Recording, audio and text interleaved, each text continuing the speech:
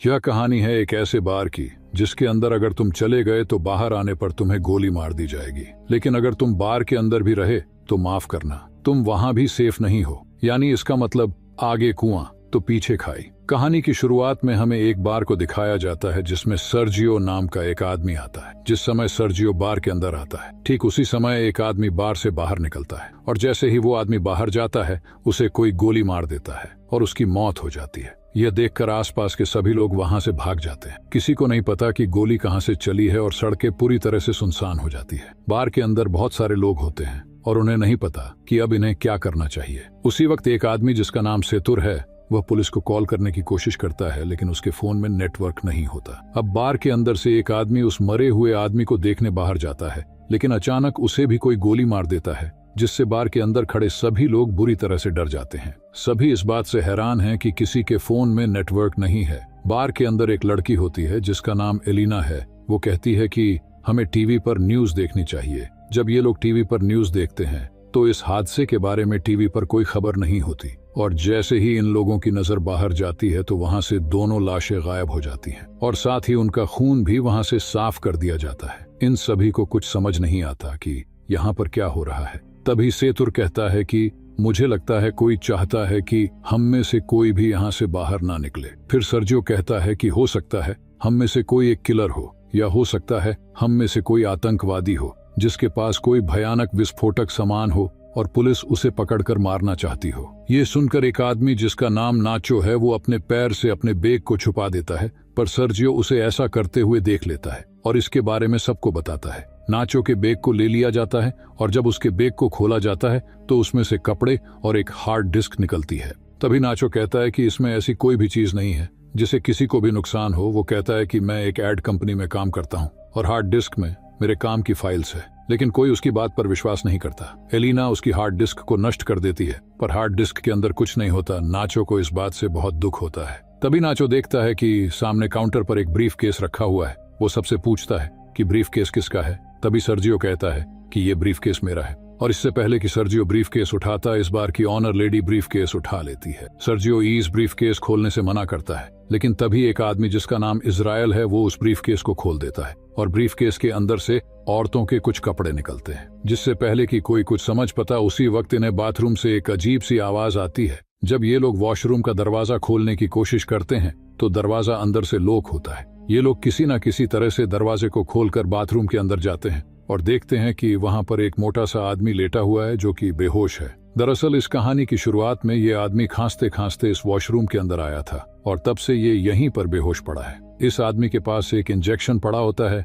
अलीना उस इंजेक्शन को उठा लेती है और तभी इन लोगों को बाहर से गाड़ियों की आवाज आती है। जैसे ही लोग बार के गेट के पास जाते हैं तो ये देखते हैं कि वहां बहुत सारे आर्मी ऑफिसर्स आते हैं जिनके चेहरे पूरी तरह से ढके हुए होते हैं। आर्मी ऑफिसर वहां पर बहुत सारे टायर्स का ढेर करते हैं और उन टायर्स को जलाकर वहां से चले जाते हैं। हालांकि सभी को लग रहा था कि ये हमारी मदद करने आए हैं, लेकिन वो इनकी मदद नहीं करते। उसके ठीक बाद टीवी पर न्यूज दिखाई जाती है कि सिटी के एक बहुत बड़े हिस्से में आग लग गई है और इसीलिए उस जगह को सील कर दिया गया है और उस तरफ अब कोई भी नहीं जा सकता। बार में फंसे लोगों को कुछ समझ नहीं आता कि सरकार झूठ क्यों बोल रही है। तभी वो आदमी जो बाथरूम के अंदर बेहोश था, वो अचानक सबके सामने आ जाता है और उसकी पूरी बॉडी बुरी तरह से फूल जाती है। साथ ही उसकी आंखें भी डरावनी और अजीब सी हो जाती हैं और वो वहीं पर गिरकर मर जाता है। लेकिन मरने से पहले डोंट टच मी कहता है। यह लोग उस मरे हुए आदमी का फोन उठाते हैं और देखते हैं कि ये आदमी तो एक आर्मी ऑफिसर था। और भी कुछ फोटोज होती है जिसमें लोगों ने किसी भी वायरस से बचने वाली पीपीटी किट पहनी होती है। अब बार के अंदर सभी लोग समझ जाते हैं कि इस पूरे इलाके को क्वारंटाइन कर दिया गया है। इसका मतलब ये जो आदमी अभी अभी यहाँ पर मरा है ये इन्फेक्टेड था और इन्फेक्शन से इसकी जान चली गई है और हो सकता है कि शायद अब यहाँ और भी लोग इन्फेक्टेड होंगे। वही नाचो को दिखाया जाता है जो किसी भी तरह से अपने फोन में सिग्नल लाने की कोशिश करता है और जब वो एक टेबल पर चढ़कर अपने फोन को ऊपर करता है तो उसके मोबाइल में नेटवर्क आ जाता है। वो ये बात सबको बताता है। तभी नाचो को कहा जाता है कि तुम जल्दी से किसी भी मीडिया वाले को कॉल करके उसे सब कुछ बता दो। लेकिन तभी सेतुर भी फोन पर बात करने के लिए टेबल पर चढ़ जाता है, जिस वजह से टेबल टूट जाती है। फिर एक आदमी जिसका नाम एंड्रेस है वो नाचो से फोन मांगता है, लेकिन तभी बार की ओनर उसे रोक देती है और कहती है कि इस फोन को मत छूना, क्योंकि यह फोन उस इन्फेक्टेड आदमी का था और अगर तुमने इस मोबाइल को छू लिया तो तुम भी इन्फेक्टेड हो जाओगे। सर्जियो और एंड्रेस इस बात से सहमत हो जाते हैं। अब इसका मतलब नाचो और जिस किसी ने भी इस मोबाइल को या उस आदमी को छू लिया है वह सब के सब इन्फेक्टेड है, और ऐसा करने वाले इनमें से 5 लोग हैं। एंड्रेस उन्हें अपनी बंदूक से धमकाता है और इनसे कहा जाता है कि उस आदमी की डेड बॉडी को नीचे तहखाने में बने स्टोर में लेकर जाओ। इन सब लोगों को मजबूरन उनकी बात माननी पड़ती है और ये सभी 5 लोग डेड बॉडी को लेकर नीचे तहखाने में चले जाते हैं। अब ऊपर बस 3 लोग बचे हुए हैं। थोड़ी देर बाद ट्रिनी को वहां पर दम घुटने लगता है। वो ट्रिनी सबको तहखाने का दरवाजा खोलने के लिए कहती है, लेकिन कोई उसकी बात नहीं सुनता। जैसे ही वो औरत दरवाजा खोलने जाती है तो वहां पर रखी हुई कुछ बॉटल्स गिर जाती है। उसका लिक्विड एक साइड बहना शुरू हो जाता है और तभी इनकी नजर वहां पर बनी एक ड्रेनेज पर पड़ती है। इसका मतलब ये लोग वहां से पानी के रास्ते से होते हुए वहां से बाहर निकल सकते हैं। फिर इजराइल उस ढक्कन को खोल देता है और वो ड्रेनेज के अंदर से होकर यहाँ से बाहर निकलने का फैसला करता है। इसलिए वो अपने पूरे शरीर पर ओनेल लगाता है और उस ड्रेनेज से नीचे जाने की कोशिश करता है, लेकिन ड्रेनेज का छेद ज्यादा बड़ा नहीं होता, इसलिए वह नीचे नहीं जा पाता। और तभी अचानक इन सभी लोगों को गोलियां चलने की आवाज आती है। आवाज सुनकर यह सभी लोग घबरा जाते हैं। फिर इन्हें ऊपर बार में धुआं दिखाई देता है, जिसे देखकर यह लोग समझ जाते हैं कि ऊपर जो 3 लोग थे उन्हें किसी ने मारकर पूरे बार को आग लगा दी है। वहीं दूसरी तरफ इजराइल अभी भी बुरी तरह से ड्रेनेज में फंसा हुआ है। अब वो लोग सबसे पहले इजराइल को ड्रेनेज से बाहर निकालते हैं। कुछ घंटे बाद आग पूरी तरह से बुझ जाती है और वो लोग ऊपर बार में जाने का फैसला करते हैं। ऊपर बार में आने के बाद वो देखते हैं कि बार पूरी तरह से जलकर राख हो चुका है। नाचो को वहां गन मिल जाती है जिसे वो चुपचाप उठा लेता है। तभी ये लोग देखते हैं कि कुछ लोग बाहर से इस जगह को पूरी तरह से सील कर रहे होते हैं। ये बड़ी ही खामोशी से सब कुछ देखते रहते हैं, क्योंकि अगर किसी को भी भनक लग गई कि अंदर अभी भी 5 लोग जिंदा हैं तो इन सबको भी मार दिया जाएगा। तभी यहाँ मोबाइल बजना शुरू हो जाता है और ये उसी मोटे आदमी का मोबाइल होता है जिसकी अभी थोड़ी देर पहले इन्फेक्शन के कारण मौत हुई थी। अलीना उसका फोन उठा लेती है और उसके फोन का चैट पढ़ना शुरू कर देती है, जिसमें एक आदमी इस मोटे आदमी से पूछता है कि क्या वैक्सीन लेने के बाद तुम्हारी तबीयत में सुधार है। इस आदमी ने जवाब दिया, नहीं, मेरी तबीयत बहुत खराब है और मैं किसी बार के वॉशरूम में छुपा हुआ हूँ, तुम मेरे पास आने की कोशिश मत करना। अब एलिना उसकी पुरानी चैट पढ़ती है जिसमें इस मरे हुए आदमी ने लिखा होता है कि मेरे पास अभी 4 और बची है। ये लोग समझ जाते हैं कि इसके पास जो इंजेक्शन है वो इस वायरस की वैक्सीन है। ये पढ़कर सब लोग खुश हो जाते हैं कि ये वैक्सीन काम कर सकती है,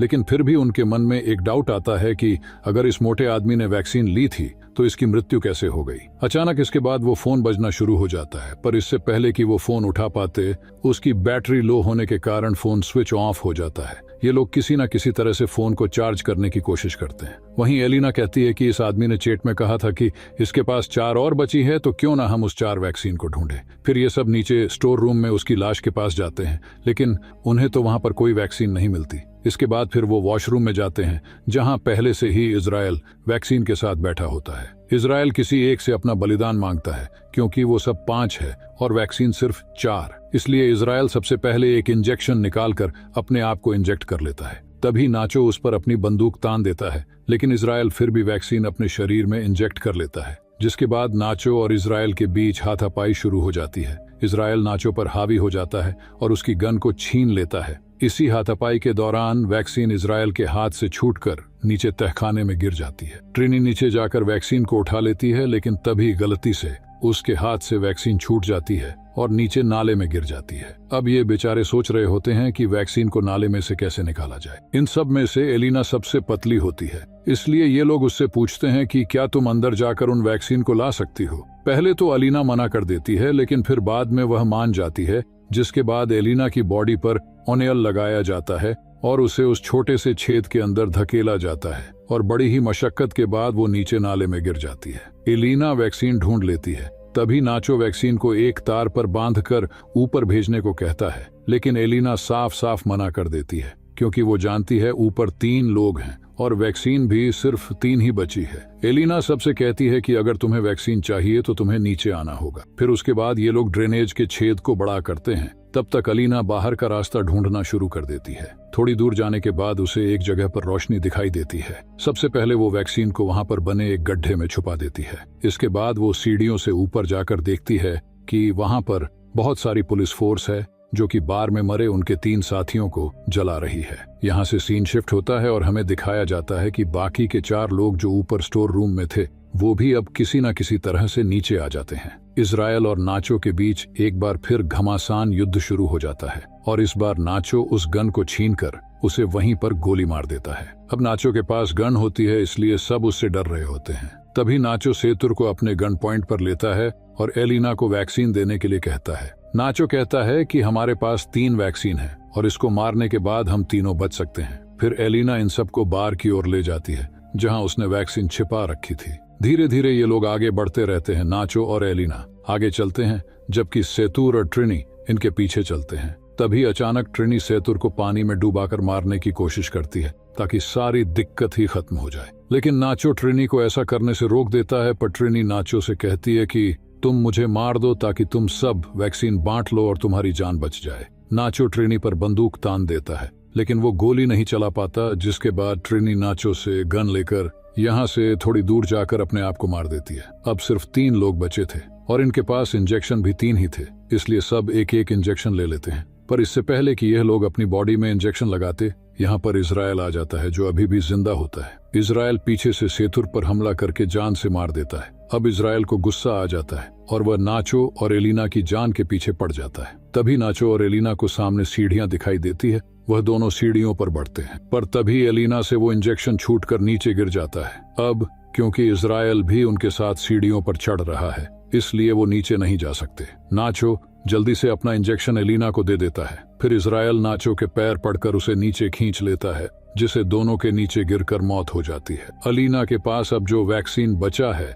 वो उसे अपने शरीर में इंजेक्ट कर लेती है और ऊपर ड्रेनेज के ढक्कन को खोलकर बाहर निकल जाती है। बाहर निकलते ही उसे बहुत सारे लोग दिखाई देते हैं और सरकार ने आगे के इलाके को पूरी तरह से सील किया हुआ है। तभी एक औरत उसकी बॉडी पर अपनी जैकेट डाल देती है। एलिना को बिल्कुल भी होश नहीं होता और वो चुपचाप उस भीड़ में शामिल हो जाती है। अंत में इस कहानी में हमें यह पता चलता है कि वो मोटा आदमी जो बार के वॉशरूम में खांसता खांसता गया था वो एक आर्मी ऑफिसर था और हो सकता है शायद आर्मी किसी तरह का कोई बायोलॉजिकल वेपन बना रही हो ताकि वह दुश्मन देशों पर इस वेपन से हमला कर सके। लेकिन इस दौरान इनका अपना एक ऑफिसर इन्फेक्टेड हो गया। हालांकि उनके पास इस इन्फेक्शन की वैक्सीन भी थी, लेकिन यह ऑफिसर बीमार था, इसलिए वैक्सीन ने उसके ऊपर काम नहीं किया। और जब आर्मी को पता चलता है कि उनका वो ऑफिसर बार के अंदर है तो उन्होंने पूरे एरिया को सील कर दिया ताकि वहां से कोई भी बाहर ना निकल पाए और उस वायरस को इसी जगह पर खत्म कर दिया जाए, चाहे इसके लिए उन्हें कुछ बेगुनाह लोगों को मारना ही क्यों ना पड़े। थोड़े बहुत लोगों के चक्कर में वो पूरे देश को खतरे में नहीं डाल सकते थे, इसलिए उन्हें मजबूरी ये कदम उठाना पड़ा। तो तुम्हें क्या लगता है, ये कदम उठाना सही था या गलत? कमेंट करके जरूर बताना। अगर वीडियो अच्छी लगी हो तो वीडियो को लाइक और सब्सक्राइब जरूर कर देना। फिर मिलते हैं नए वीडियो में, तब तक के लिए बाय।